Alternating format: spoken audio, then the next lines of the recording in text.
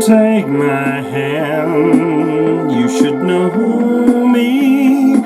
Always been in your mind.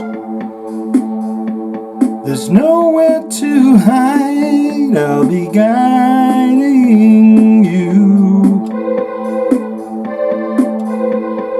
Have to believe we are jiving. Nothing can stand in our way. Have to believe we are jiving. Don't let it stand, let it stray. It's a even a lie. Yes, I'm even a right. Bring all your dreams to life for you.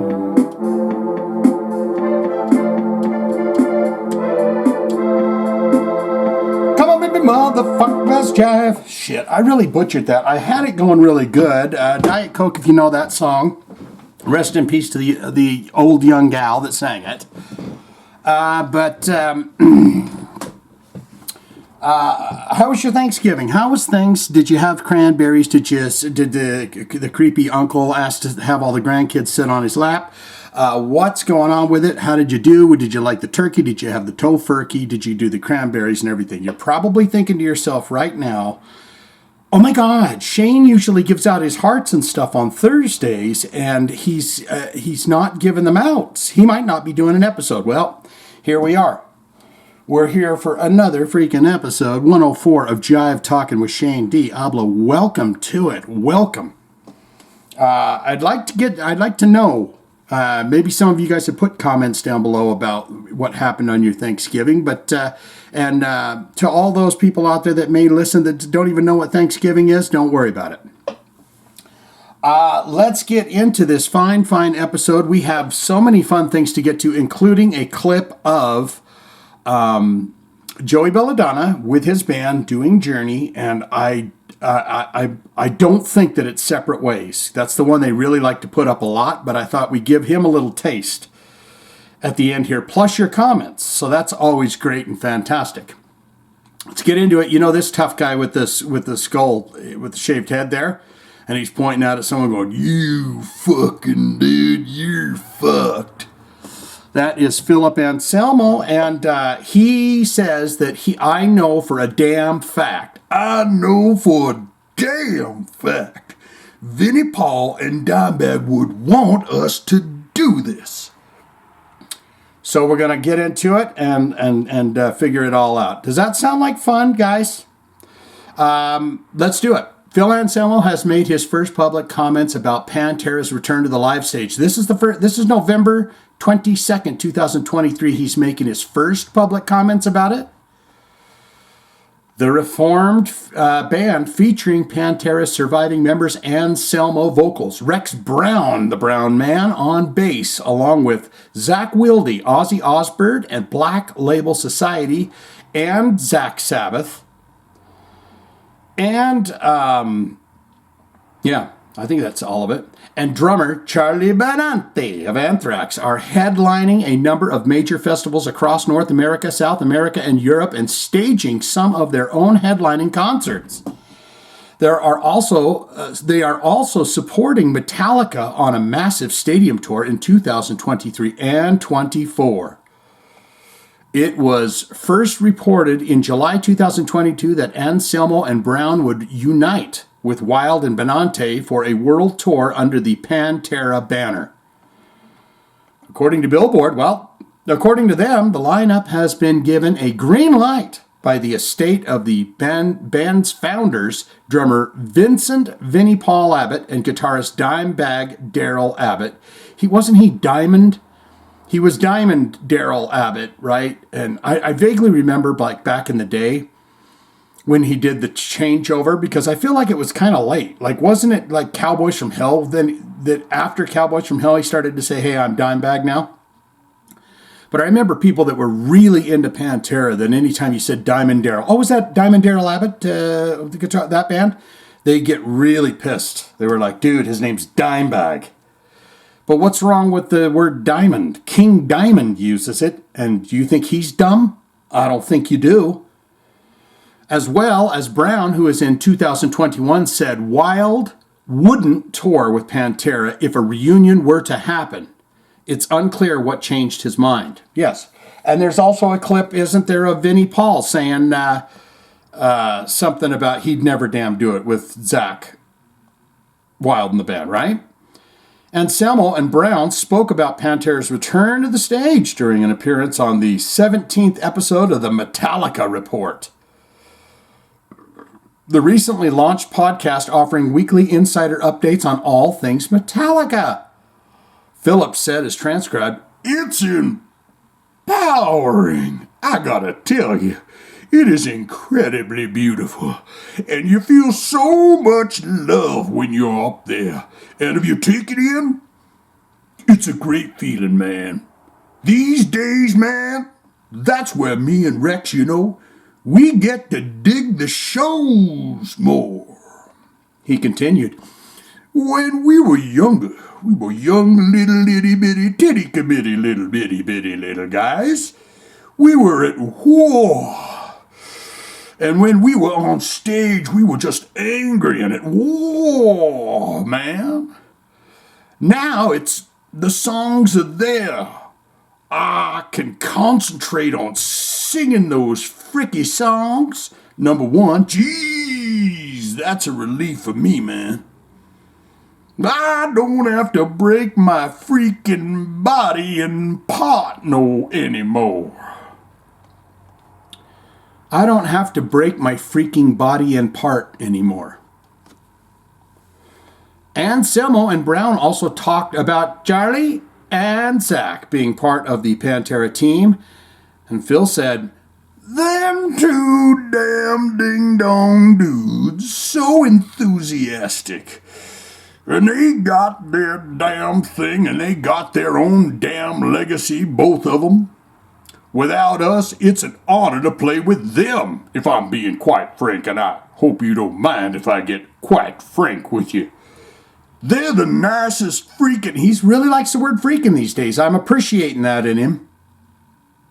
He's not dropping the F-bird all the time. He's using frickin', which is just perfectly as good. You can ask anyone. Ask any language experts, especially language experts. If you say, is the word fucking or freaking, can they be used the same way?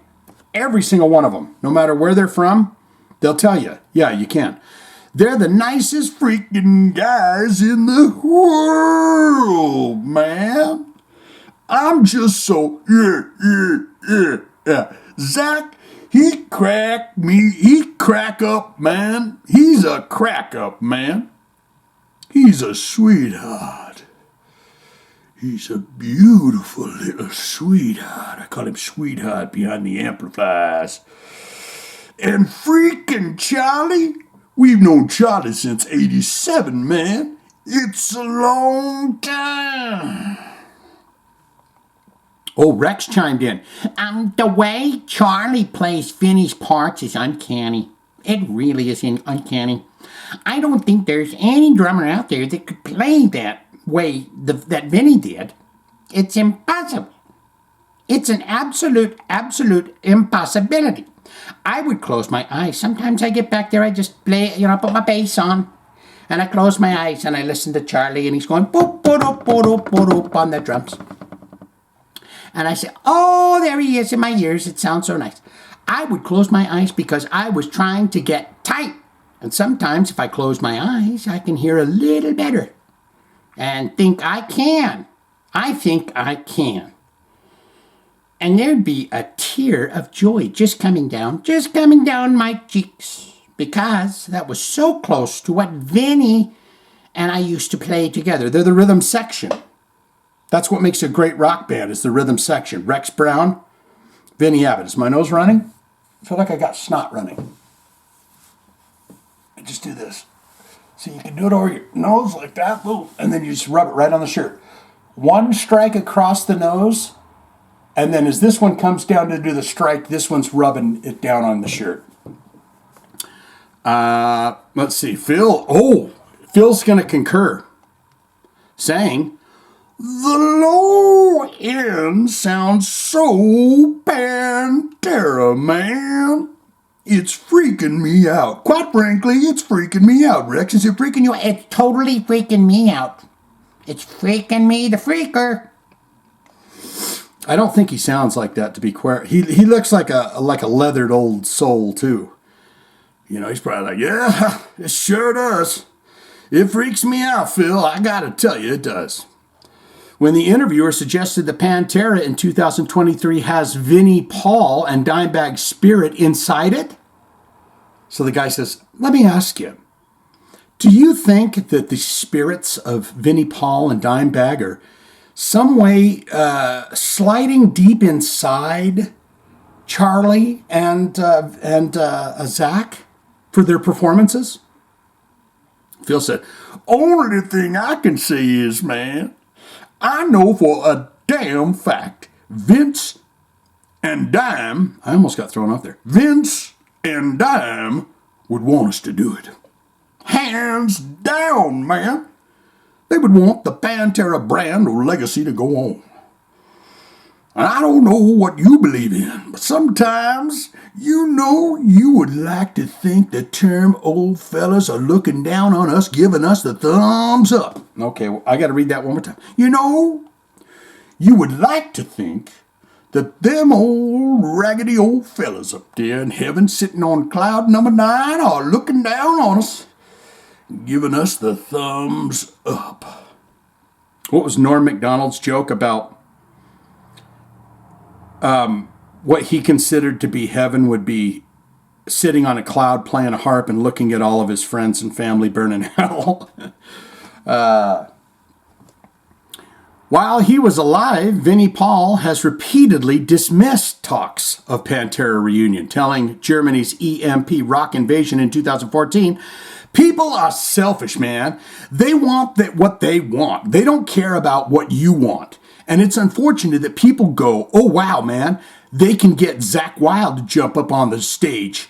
Diggity dog. Doesn't he say diggity dog a lot? They're on stage and it's Pantera again. No, it's not, you know. It's not that simple. If Eddie Van Halen was to get shot in the head 4 times next week, Jesus, you don't got to be so grisly about it. Vinnie Paul, I mean, we know the circumstances, but my heavens. Would everybody be going, hey man, Zach, go play for Van Halen. Just call it Van Halen. He's got a damn good point. You see what I'm saying? I see what you're saying. Vinnie Paul, I see what you're saying.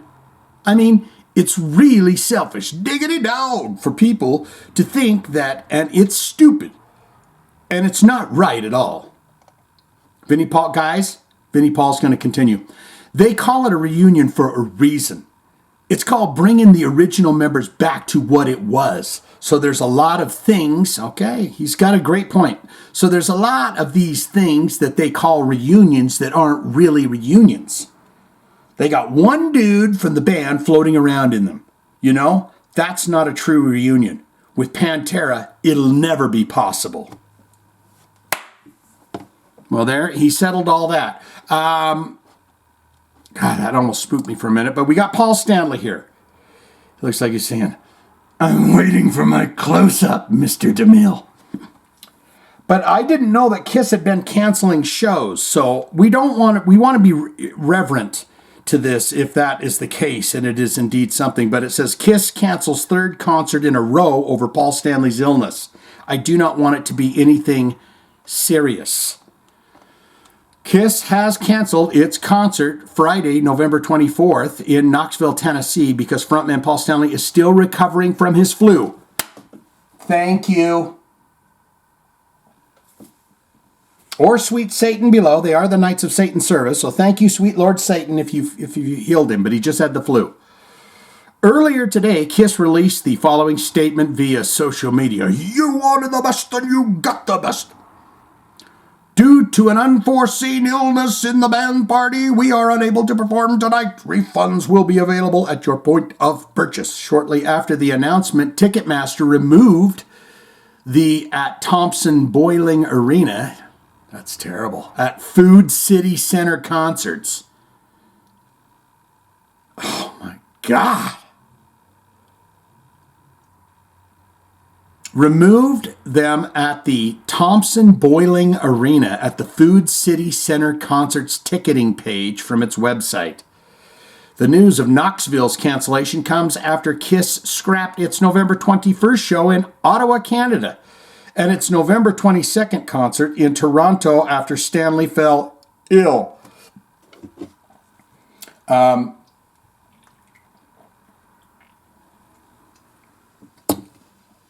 If this is the end of the road, do they make those concerts up? Or do they just go, that's it, bros, you missed it?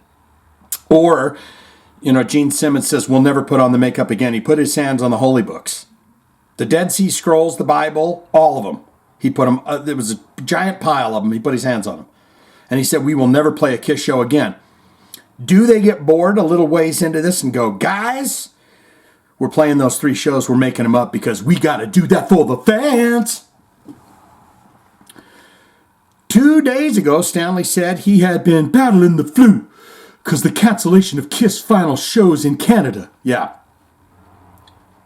Toronto and Ottawa, I've done everything possible to get on stage and be a part of this incredible 2.5-hour celebration we planned. But this flu has made it impossible.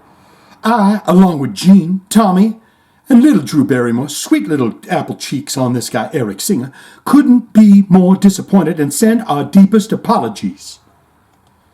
Stanley said on Wednesday, the canceled shows are not expected to be rescheduled. It answered our questions, guys. They're not expected to be rescheduled since Kiss is planning to end its farewell tour in early December, which is right around the corner now. We just had turkey time. Wow. Time really does go fast, doesn't it? I was noticing that. You just kind of have those looks into, you're sitting there at Thanksgiving dinner and you're looking at all these people that you hardly know or whatever, and you got to put that perma smile on and go, oh, sure, oh, yes, I know. Oh, forget about it. You got to do all that. But I was just kind of looking around the room, and it's just like all the kids and all the people and everything. It just looks like they were just, put in the microwave. And I guarantee I looked the same and everything else. Are like, this motherfucker was on for a minute in the microwave. But it just looks like, as people get older and you see that whole group of people that were children to adults to, to old people, just little 1 minute in the microwave, just. And then the next year you see them say, hey, how you doing? Oh, you look so damn good. What are you doing? Do you have a new workout? Oh, yeah, I've been doing more squats and stuff, Just, you just realize time flies. Kiss is literally calling it quits, and everyone's getting older. That song about Cat in the Cradle and the Silver Spoon. If you have kids, love them. Because when they get older, they don't want a damn thing to do with you. Which is probably the best thing for them. You want them to go out there and live their lives. You don't want them to be sitting in the basement going, meatloaf, mom, meatloaf, Anyways, let's get a little bit more of this and we'll move on, okay? Kiss launched its farewell trek in January 2029, forced into COVID in 2020 due to the COVID pandemic. End of the road was originally scheduled to conclude July 17, 2021, but the pandemic. September 2018, follow Kiss performers of the band classic song Detroit Rock City, America's Got Talent. They says, hey, we're coming out, guys. We're going to do it. Oh, what's this? Is this a message from Thompson Boiling Arena at Food City Center? Statement from Kiss due to unforeseen. Yeah, you got to have that big old picture up there of them. Say, my God, get them on there. Get them on there. We got to show everybody they can. Anyways, Mike Portnoy is back in Dragon Force. Is that the band he's in? Dream Theater. Sorry. Jesus. You guys are just pulling all my metal cards, all my power cards today, aren't you? I was hoping he's back in Dream Theater. And I was hoping that because Blabbermouth is so fantastic with recapping on things, that perhaps they'd recap the reason why he might have left. Was it just for inspirational, I want to go out and do my own thing, or was there a beef? Let's find out. Mark Portnoy opens up about his return to Dream Theater. It's just felt like the time was right to do it. So at one point, there was a time right to get the hell out. I'm hoping they get to that. During the question and answer portion of this month's Rock and Roll Fantasy Camp, Metal Mania 3, da-da-da. In Los Angeles, drummer Mike Portnoy was asked how his return to Dream Theater came about. He said, hey now. Well, it's been 13 years now, and it's crazy how time flies. Didn't we just talk about that? Didn't we just talk about how time flies? But the last couple of years, I guess, during the pandemic, I reconnected with Dream Theater guitarist John Petrucci.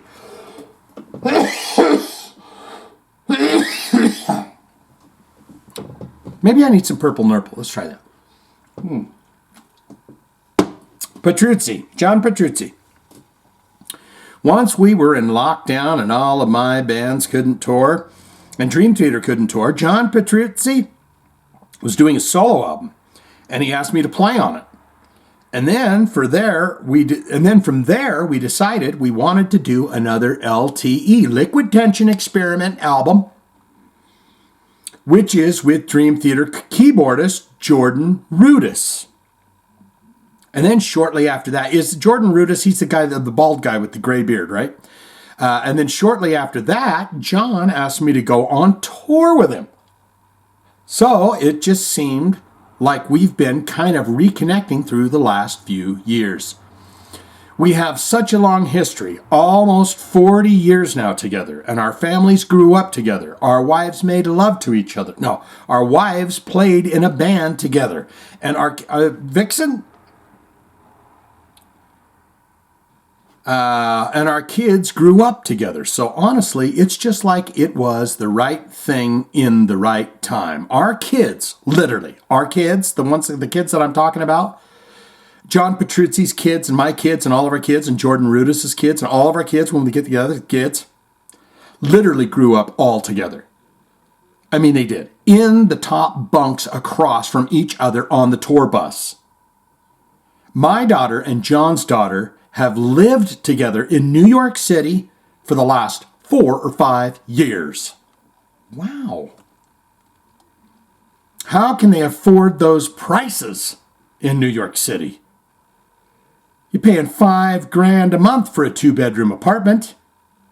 So, there's so much family history beyond just the music that it just felt like the time was right to do it. Asked if there is a chance that the next studio release from Dream Theater will be a follow-up to 1999's concept album Metropolis Part 2, Scenes from a Memory. Wow, that's quite a mouthful. Well, Portnoy, he replies, we haven't talked about it yet, but that would be the obvious thing. Oh, so that might be the last record that he was on, so they say, let's just pick it up from there. And then what do you do with Mangione's, Mike Mangini's shit? You just throw that in the garbage like you did, like they do Ripper Owens and Blaze Bayley? Just throw it in the shitter? You can't do that to Mike Mangini. I'll tell you that right now. And the only reason I know his name is because it's right there, Mike Mangini. We haven't talked about it yet, but that would be the obvious thing. But maybe because it's the obvious thing, we wouldn't do it. But you never know. It definitely would be fun to do it. We don't know if we're going to do it, but it would definitely be fun. But I think, I don't know. We're going to start from scratch and reconnect and just go into the studio and live together. We're in a different phase of our lives. When I left the band 13 years ago, we were all in our 40s. Now we are all in our 50s and 60s. And a little bit microwaved. Jordan Rudess, what are you doing? You look so handsome. Oh, I'm doing squats. Squats are the key to everything. That's what I'm hearing. If you do squats, it's the key to everything. Planks and squats. 60s and 70s and all that. It's going to be interesting to see how we kind of exit or exist now in this new world. Well, the first thing would not be making ideas for the band. You just got back in the band, bud. And if any of the boys in the band read this, they go, oh, this motherfucker's already trying to work out how the obvious choice would be doing Metropolis Part 2. I think we might get old Mike Mangini. You don't want that right now, okay? You want to go in soft. And as you gain more kind of footing with the boys, then that's when you get erect. So yeah, I'm just looking forward to being with the guys and making music together again. That's your saving sentence right there. That's all I want to do, man. I just want to get in the room and rock with the boys. I don't want to have any kind of ideas or think I'm stepping on anybody's toes. Asked if his return to Dream Theater will affect how many Mike Mangini era songs are included in the band's future set list, Portnoy said, it's too soon to tell. When I left the band 13 years ago, I was the one writing the set list and things like that. So we haven't even discussed what the new dynamic is going to be. I'm open to it, of course, so I surely would do it if that's what they want to do. But it's definitely going to be some different dynamics. You're starting to scare the boys here, Mike, with that talking about different dynamics and all this. And I was the guy that did the set list. So now what are you saying? Mike Mangini's not his songs aren't going to be in there? Because you're going to go back to going, guys, I wrote the set list and I think it's all shit until right up till I left. It's all good until then. I think when I left all those years ago, I was running a lot of stuff. And I think now they've gotten so used to working more as a collective band that I think it's very different dynamic now that I'm going to have to find my place in and without stepping on anyone's toes. Thank you. Mr. Portnoy, you have your head on straight. I apologize for clapping so loud. Here you go. You keep going. I have to respect that. They've been doing it all this time without me. So, whatever they want to do, I'm up for it. But that being said, don't ever put butts in there. Let's talk about your big butt. Everybody's got a butt. Let's talk about your big butt. Put that in the comments if you know what that's from. But that being said, there is so much music of ours to come back and play that. Personally, I look forward to revisiting all that stuff. But if they want to do the newer stuff as well, whatever they want is fine with me. Mike? All right, let's move on to Ozzy Osbourne here. I had no idea that Ozzy wasn't already in the Rock and Roll Hall of Fame as a solo artist. I knew that Black Sabbath had just been inducted, but Sharon Osbourne says Ozzy deserves to be inducted into the Rock and Roll Hall of Fame as a solo artist. And I was kind of surprised by that. So we're going to get into this. After this, we're going to watch Joey Belladonna sing a bit of a tune that I don't think is Separate Ways. And then we got your comments. During a recent appearance on the Adam Carolla Show, Sharon Osbourne discussed Ozzy's absence from the Rock and Roll Hall of Fame as a solo artist. Isn't that the way Adam Carolla talks? Along with the rest of the original lineup of Black Sabbath was inducted into the Rock Hall in 2006, but the legendary heavy metal singer has yet to be recognized for his solo career. For me, his solo career was way more bigger, better, and important.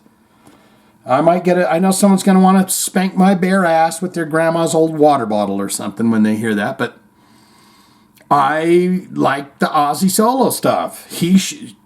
Sabbath needed to go in there because they're like founding fathers of heavy rock and roll, whatever, heavy metal. But Ozzy should definitely have already been in there. Asked by Adam Carolla how the nomination process works and whether she has to lobby to get Ozzy and a solo artist, Sharon says, there are people on the board. And the people on the board have to go in and it has to be on their list. And it has to be on more than, I think, half of the votes. More than half. Sharon went on to say, that doesn't seem like I don't like to beg anyone for anything. I will never beg. And I will never ask for a favor. I've never asked anyone for a favor. So, you asked your dad. You said, Daddy, can I take on Ozzy Osbourne, the Prince of Darkness? I'd like to take him over. And your dad said, yeah, because he's a good daddy. So, my thing is, fuck you if you don't realise that somebody really deserves to be here, and you don't recognise that, then see ya, wouldn't want to bloody be ya. When Adam pressed Sharon about whether you'd done any lobbying, have you done any lobbying to get Ozzy into the Rock Hall? Have you done any lobbying? We went to dinner last year for the people who had been inducted in last year. They invited us to the dinner and we went. And people were saying to Ozzy, "Oh, you've been inducted in." See, they all thought that at the dinner. They all thought the same thing that I've been thinking. And we were like, "No, actually, we were just invited for the food, you bleeding bloody buggers. So we're here. That's as near as we've got, but no." Sharon added, They know that Ozzy deserves to be there. They know he's been a solo artist. You've got to be doing it for 25 years. He's been doing it for 43 years as a solo artist. He sold nearly 100 million albums as a solo artist. So where is he? Induct him. she is a feisty little firecracker, isn't she? That's why she gets business done, because she goes at him. Squeaky wheels get the oil. Always remember that. Artists are eligible to be inducted into the Rock and Roll Hall of Fame after at least 25 years have passed since the first record was released. In 1999, Ozzy's attempt to take Black Sabbath's name off the Hall of Fame nomination list that year, deeming the institution nod meaningless. In October 1999 in an October 1999 letter to the Hall of Fame, Osbourne said, "Just take our name off the list. Save the ink. Forget about it. The nomination is meaningless because it's not a vote on by the fans. It's a vote on by supposed elite for the industry and the media." He didn't say all that. That's some big stuff there. "Who've never bought an album or a concert ticket in their lives. So their vote is irrelevant to me. Let's face it, Black Sabbath was never been media darlings. We're a people's band and that suits us just fine." Well, what changes the minds of these people? Back in 2005, Black Sabbath guitarist Tony Iommi told Launch he was not happy that Sabbath had not yet been inducted into the Rock and Roll Hall of Fame. "I'm bleeding bloody pissed off about it. I think that's, I don't normally go around blowing our own trumpet saying we had this and we were that. I'm not that kind of a person, but I really think we deserve it, to be in that, because without us, the kind of music wouldn't have existed." That's what I'm saying, man. That's what I was just talking about. They're the kings of creators of heavy metal.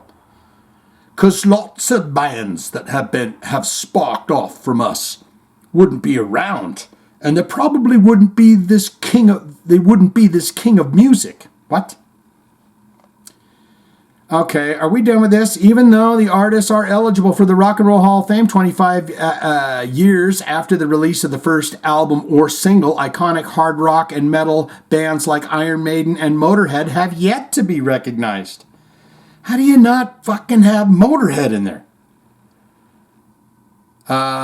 Recognized by the institution, which inducted Guns N' Roses in the group's first year of eligibility. You gotta sell seats at those things. Let's get into this. This is Who's Crying Now, everybody. And I'm loving this dude over here, this guy with the eye patch. And I hope that I wish he had two eyes. Perhaps he says, if you were to ask him the question, if I could get you an eyeball, would you want it back? And he'd probably say, no, it's a gift.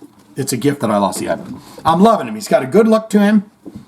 This is Who's Crying Now. That's a taste of it.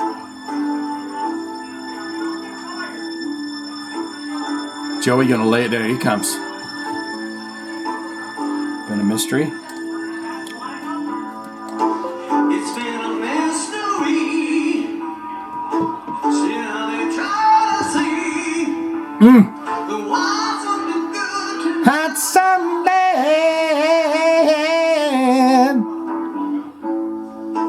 call on a one-way street. This is the tune where the It's the bittersweet. bittersweet, baby. Love was about to haunt somewhere.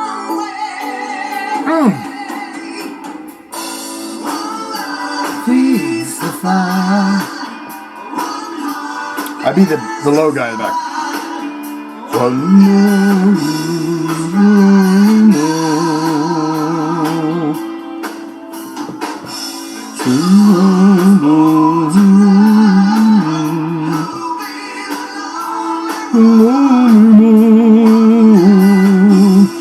I'm telling you, get myself a pair of leather pants. So many stormy nights. So many wrong rights. They can change the headstrong way.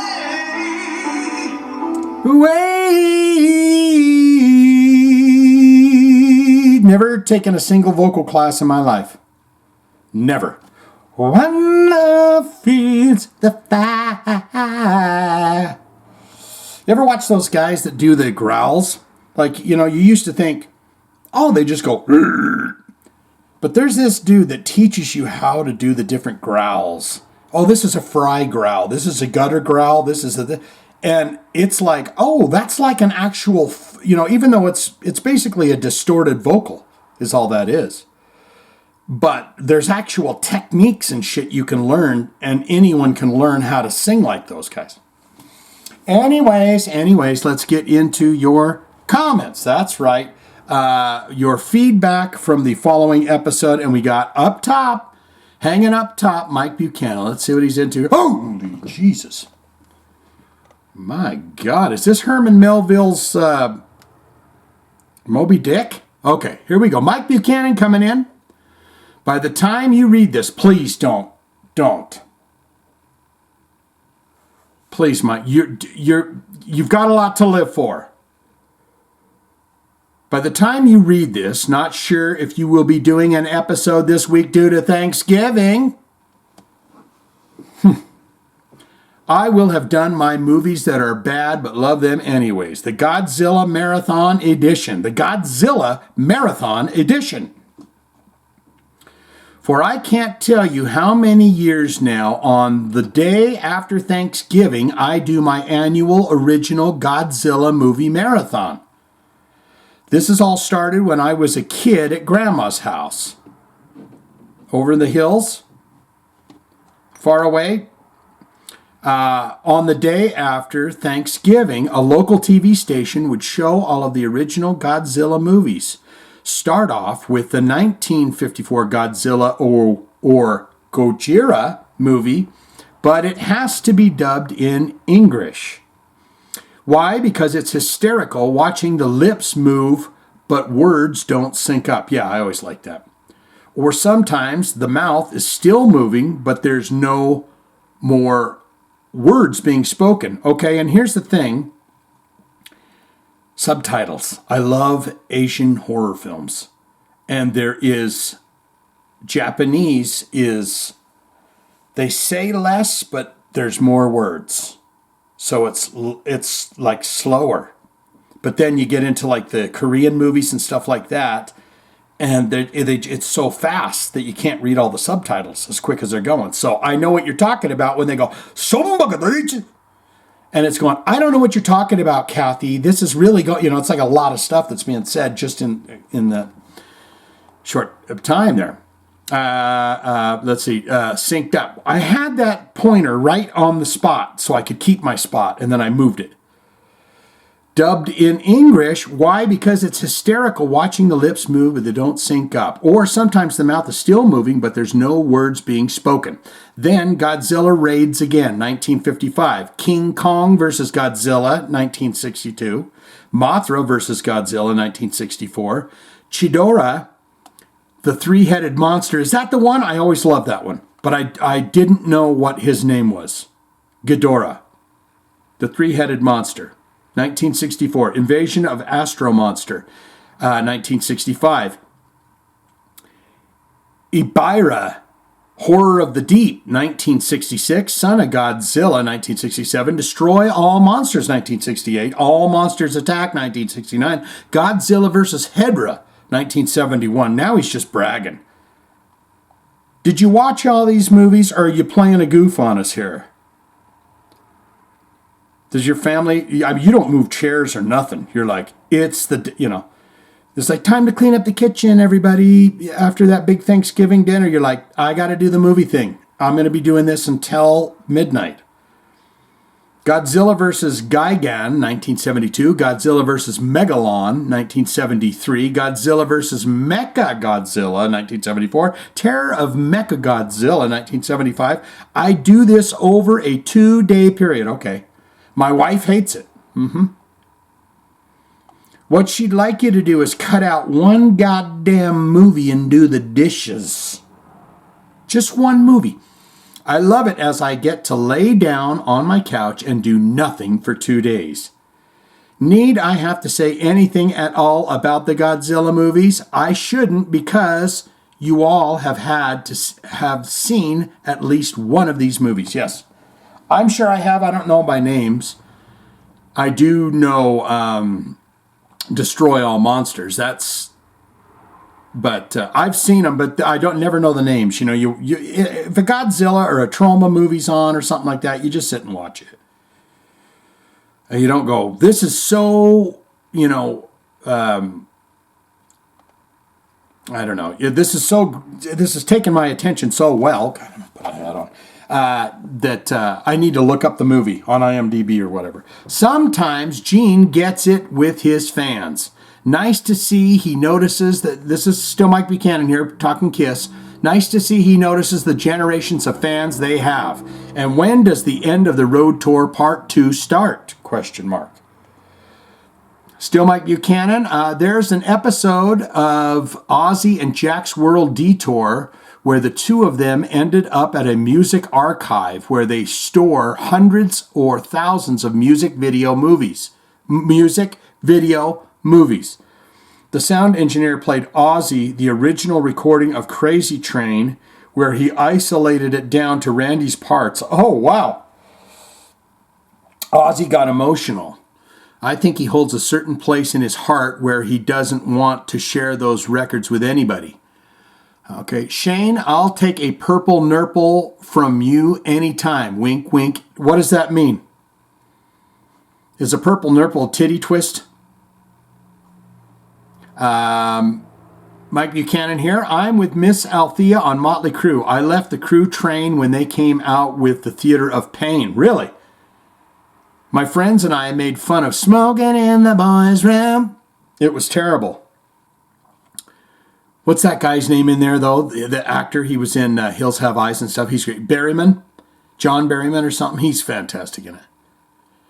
Yes, there has been some good songs on their later albums, but nothing comes close to those first 2 albums.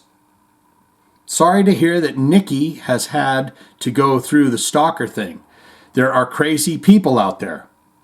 Still Mike Buchanan on Steven Adler. Adler was and still is a great drummer. And of course, he's going to stick up for those artists from back in his time period. Not a request, so don't ding me, please. I still want my heart, because getting a heart, what? Did I miss something? And of course, he's going to stick in the artist. Not a request, so don't ding me, please. I still want my heart because getting a heart from Shane is my drug of choice.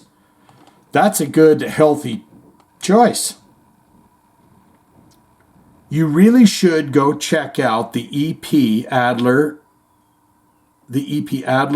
Enough. What? Yes, that Chip's Enough. What? I really wished they had continued so they were calling it Adler's Enough? I really wish they had continued making music together. Anyway, the game or Tonight We Met. Anyways, the game or Tonight We Met, and now we're going to fuck our fantastic songs. Oh, okay. But the entire EP is phenomenal. Well worth owning if you can find a copy. And now, the Jive Talkin jokes of the week. That's right, they're here. What do gingerbread men use when they break their legs?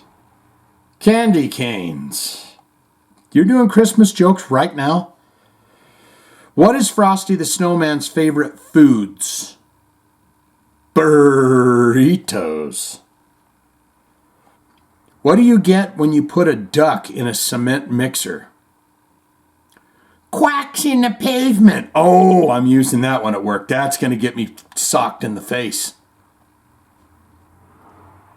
That might get an assault charge. What does a depressed tortilla say? I don't want to taco about it. What do you call a fish with no eyes? That's pretty good. And finally, did you hear about the guy that was making tons of money collecting leaves? He was raking it in.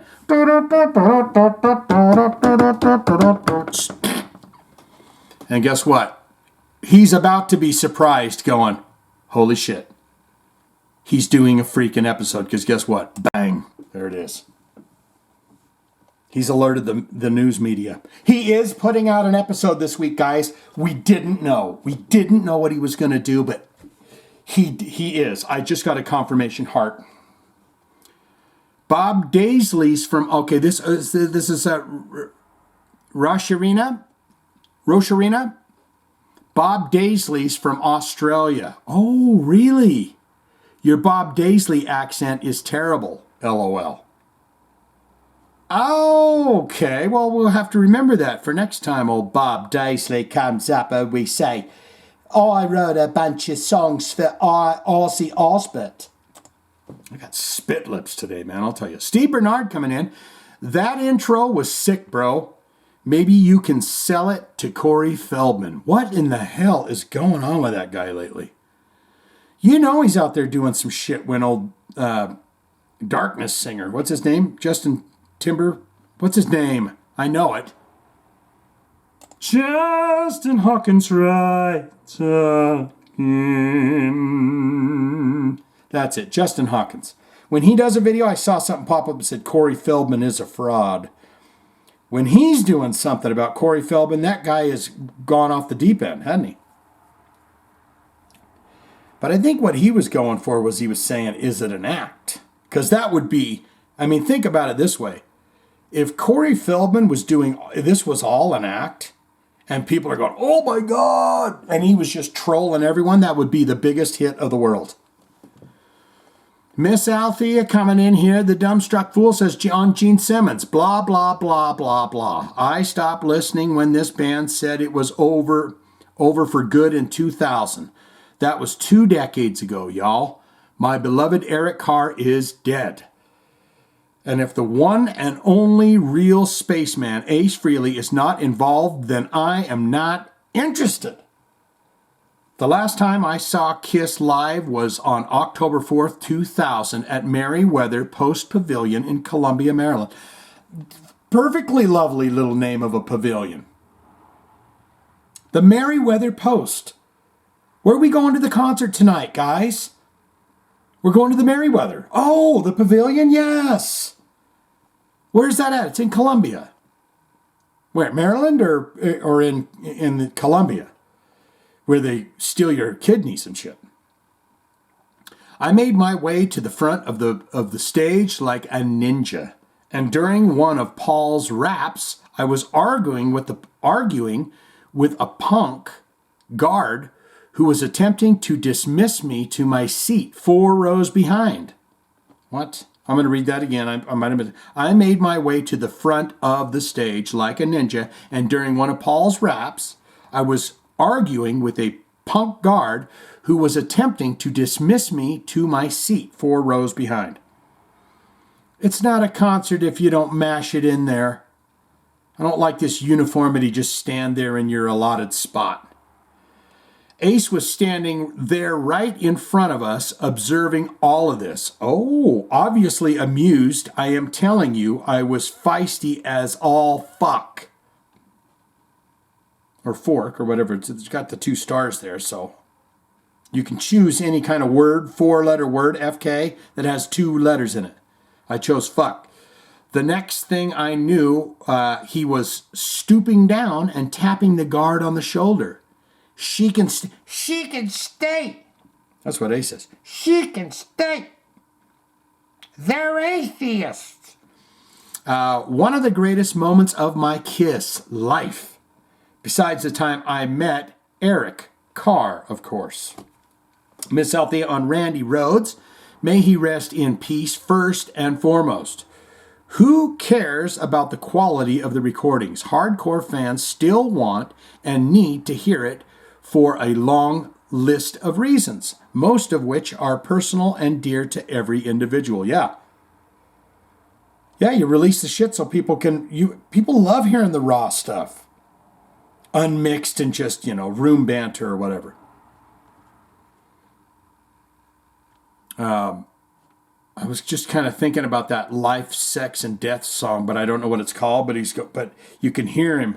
I was thinking about the idea of the recording and the demos and stuff, and in this song by Life, Sex, and Death, you can hear old, what's his name, Roger or whatever, the bum, the hobo, the singer guy, and you can hear him shuffling around in like the studio or something, knocking shit over, and then he starts going, shit, such a motherfucker, or shit ass or something, fucking shit ass, and then all of a sudden you start to hear the band come in, and then it turns into a song, and I was like, God damn, that's clever.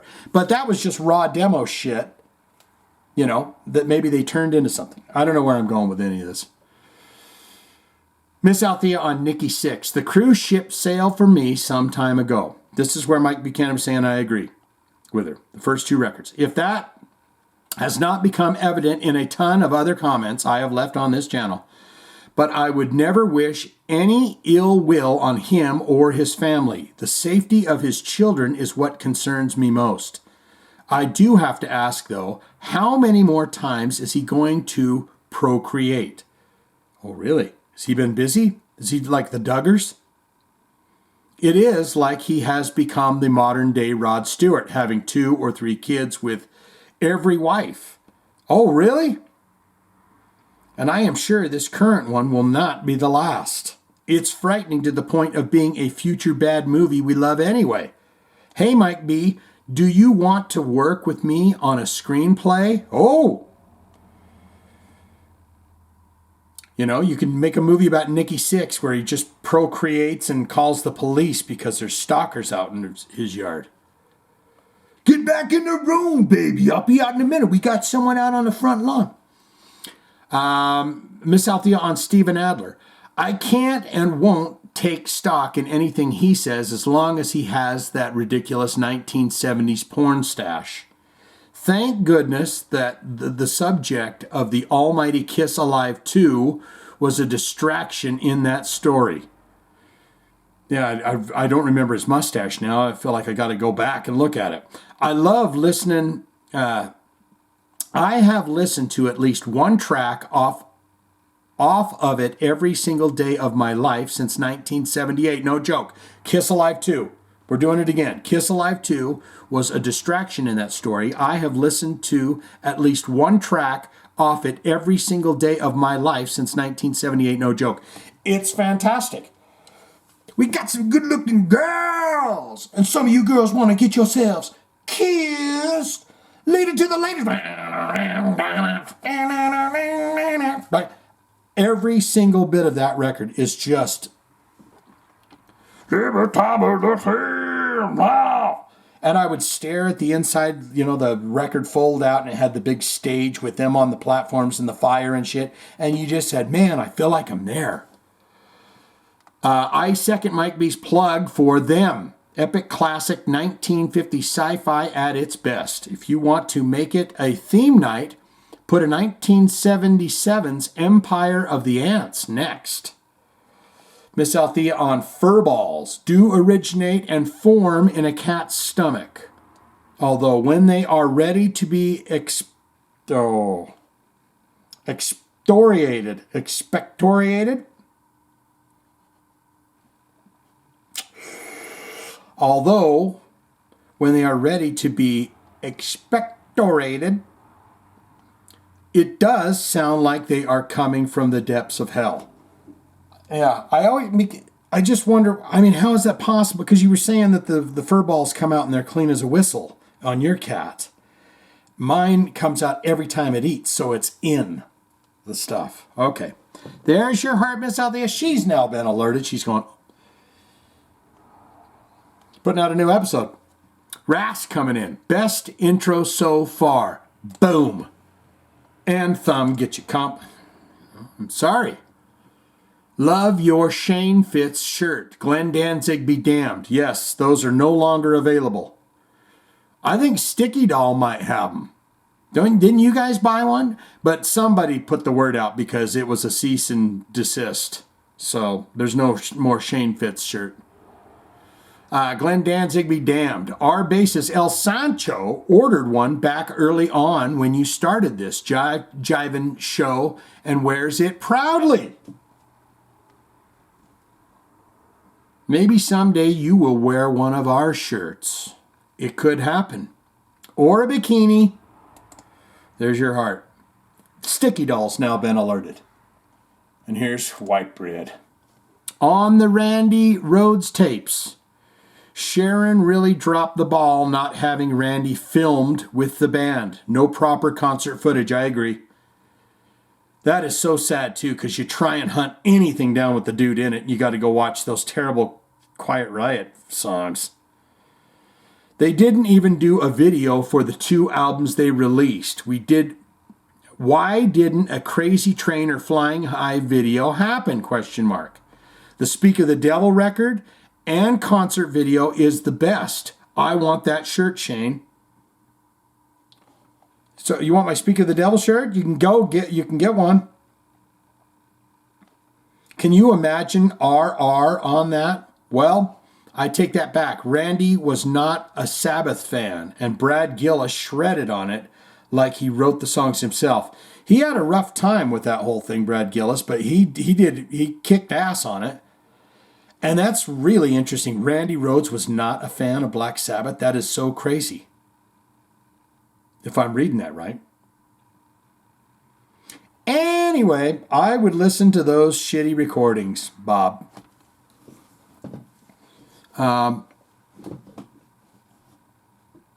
So he was talking to Bob Daisley. I'm so bad at reading stuff. Well, I take that back. Randy was not a Sabbath fan, and Brad Gillis shredded on it like he wrote the songs himself. Anyway, I would listen to those shitty recordings. Bob Daisley from Australia. White bread on Nikki Six Stalker. New reports have surfaced that the lady stalker was just trying to give Nikki Six free bass lessons.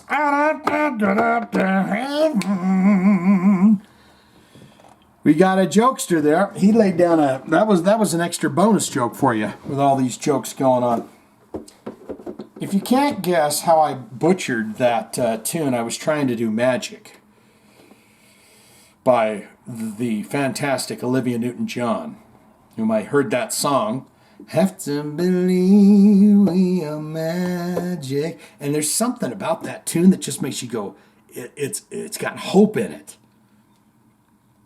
It's got It's got some in it. Anyways, we're just going to free ball this. We're just going to go for it and just see what happens here.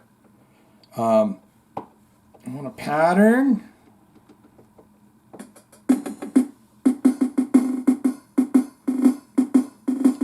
They're coming to take me away. I'm gonna hang up.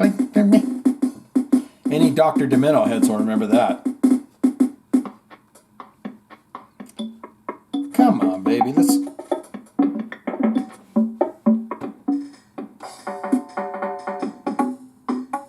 I mean, I just. Oh, this one's always drives me crazy. Oh.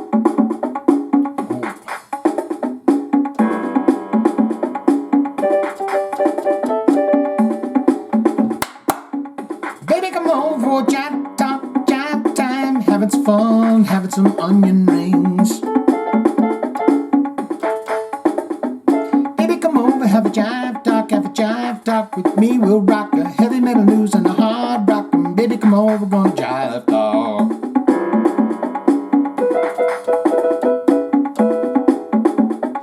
Driving all over town, driving over town, driving all up and driving down, driving over town. Hey, baby, come over for some jive talk. Baby, come over for some jive squawk. Baby, come over for some leftover turkey Thanksgiving, motherfucking turkey Thanksgiving, good time, jive, jive, jive, jive, jiving, jiving, jiving to your mama's hate your mother. I hate your mother, gonna say it in the car home.